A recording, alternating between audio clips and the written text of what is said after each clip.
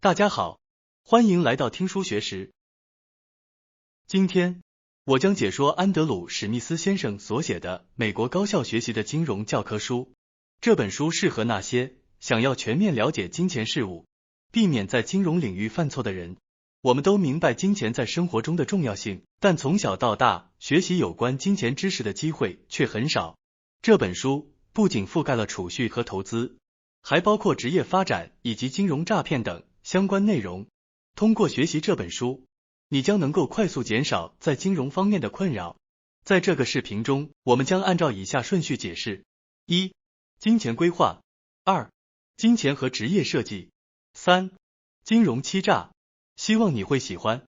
第一部分是关于金钱规划。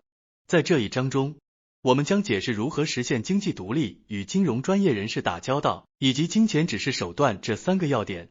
首先是实现经济独立的问题。经济独立是我们都追求的目标。要实现这一目标，首先要明白自己的金钱问题只能由自己解决。在日常生活中，我们每天都要做出许多与金钱有关的决策。人生中有一些关键的决策，比如处理人际关系、家庭相处，甚至是在失败时如何重新站起来。但请记住，与金钱有关的决策同样重要。不仅要做出明智的决策，作为成年人，还需要对自己的决策结果负责。不管你富有与否，要明白的是，周围有很多人可能想方设法获取你的金钱，无论是麦当劳卖给你汉堡，还是保险公司声称他们销售的是最低限度需要的保险，或者是一些人试图通过欺诈手段骗取你的钱财。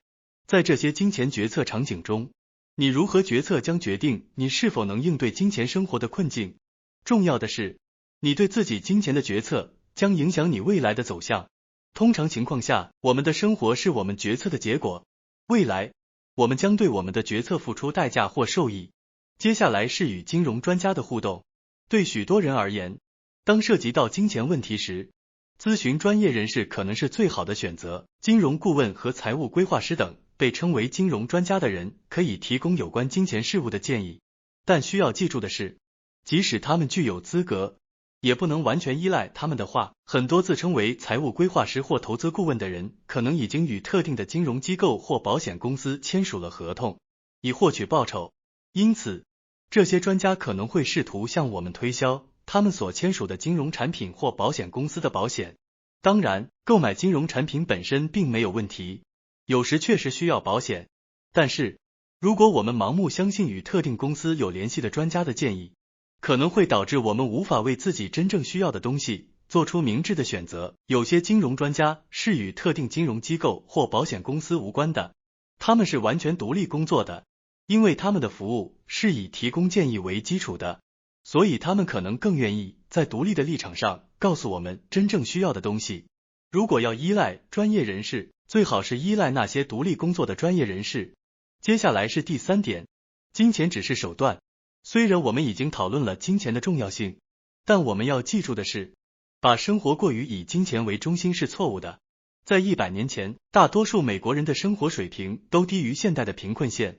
当时没有现代化设施，例如自来水和冰箱。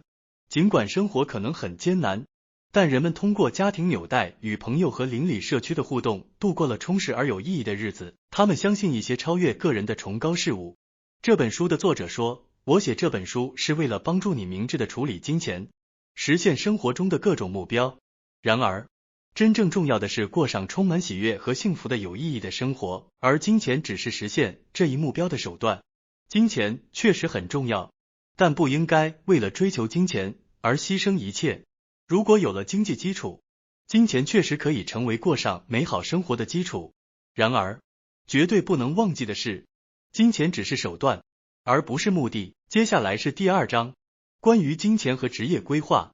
首先，让我们详细了解第1个要点，为何工作和追求职业成功不仅仅是为了金钱为目的。工作占据了我们绝大部分的时间，而与工作相关的人际关系也变得愈发重要。工作对心理健康也产生一定影响，因此，我们应当认识到选择工作的重要性。在选择从事的工作或行业时，培养兴趣并在事前深入了解雇主的情况至关重要。将个人喜好作为选择工作的基准也是可行的方法。如果你能从事自己喜欢的事情，你将更有可能表现出色，工作也会变得更加有趣。此外，适应性也是一个重要的考量因素。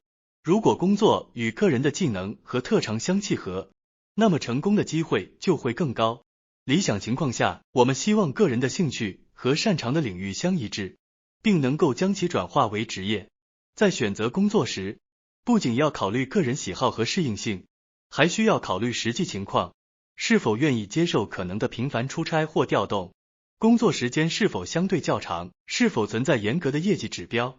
有些人认为，越是具有挑战性的工作，越能够带来成就感，因此在年轻时可能更愿意忍受高强度的工作，因为这不仅充满成就感，还能够获得更多的学习机会。另一方面，有些人可能更倾向于追求自己的兴趣爱好，将工作放在次要位置，或者有些人可能不太擅长社交，更喜欢独自默默工作。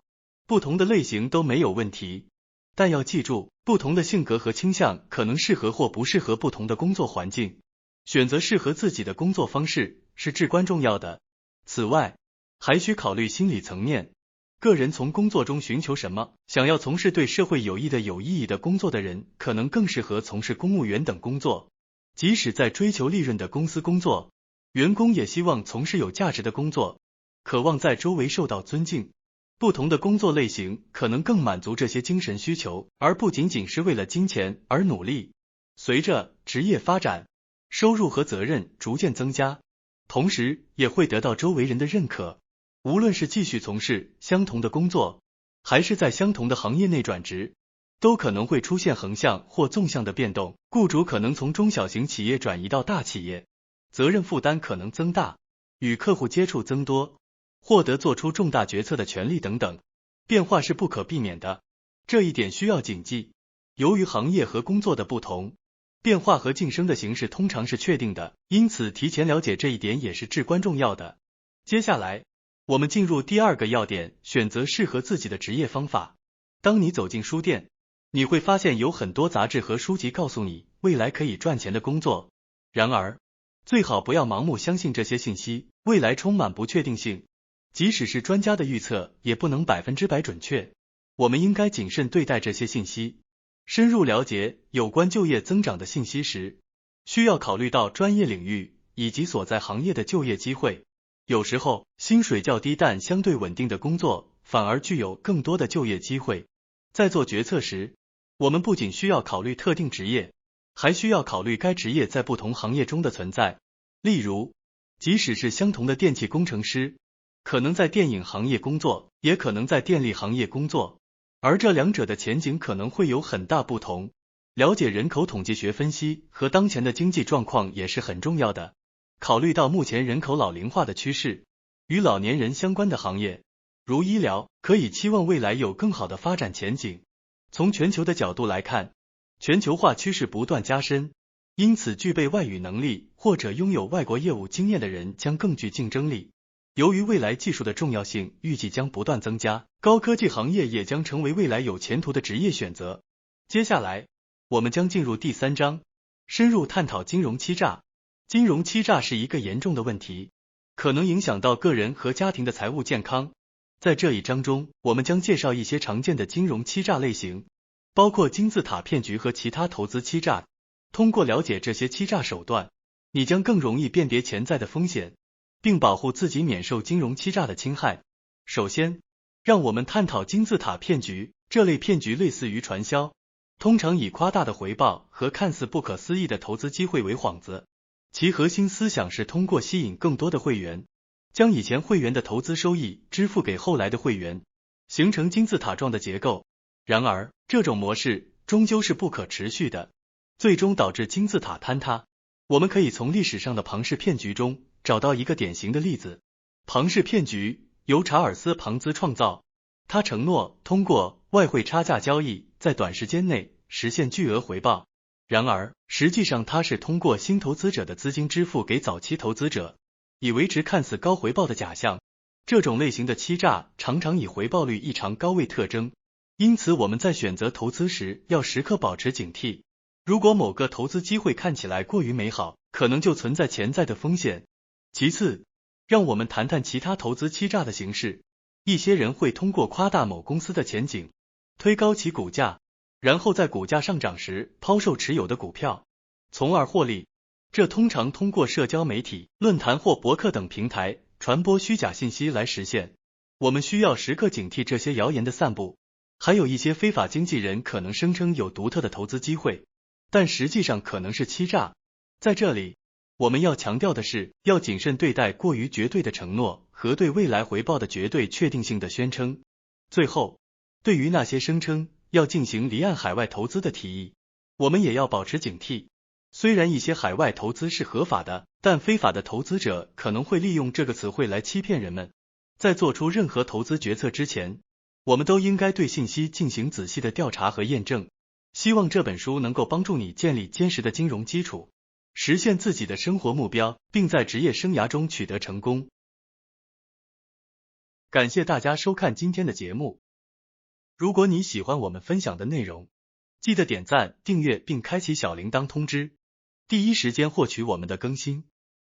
在下次的节目中，我们将继续为大家分享更多有益的书籍。再次感谢大家的支持，我们下期再见。